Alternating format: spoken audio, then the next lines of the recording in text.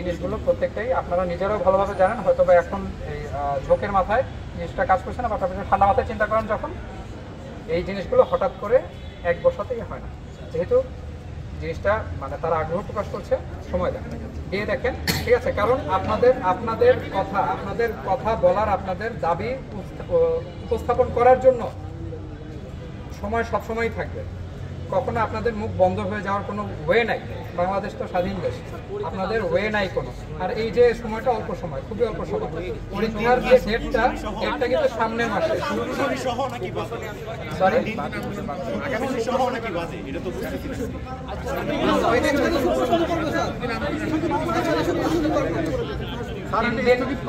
তিন দিন আপনি 3 দিন ধরে নেন, এর মাঝখানে যদি ডিসিশন না হয় তাহলে দেখেন, আমি বললাম তো, since it is told 3 days, take it as 3 days, ঠিক আছে?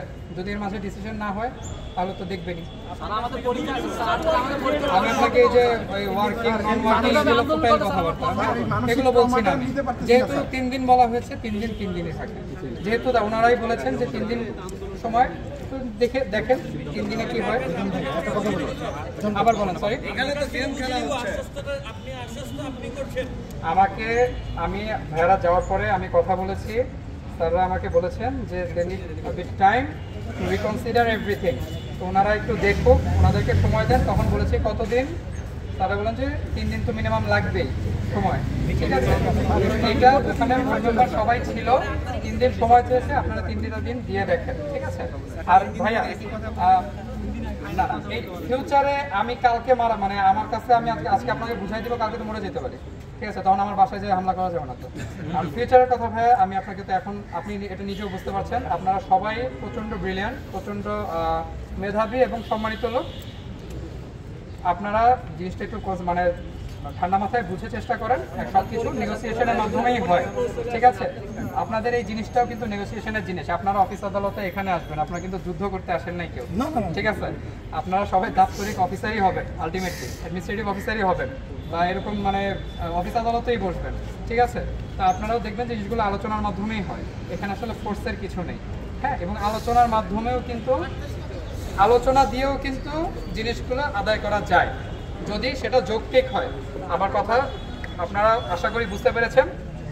এখন কাইন্ডলি আপনাদেরকে ভাইয়া এই কেপিআই কম্পাউন্ডটা একটু আজকের মতো ক্লিয়ার করতে হবে।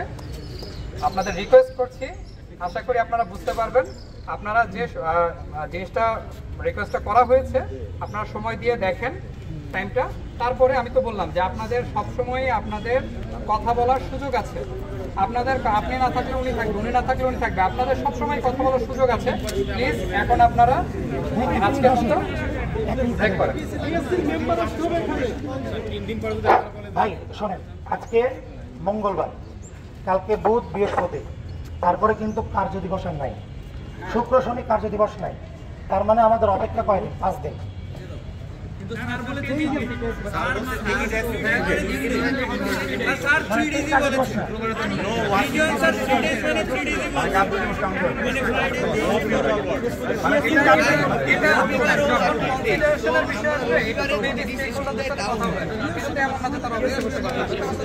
তাহলে বৃহস্পতিবার, কারণ শুক্রবার তো বন্ধ।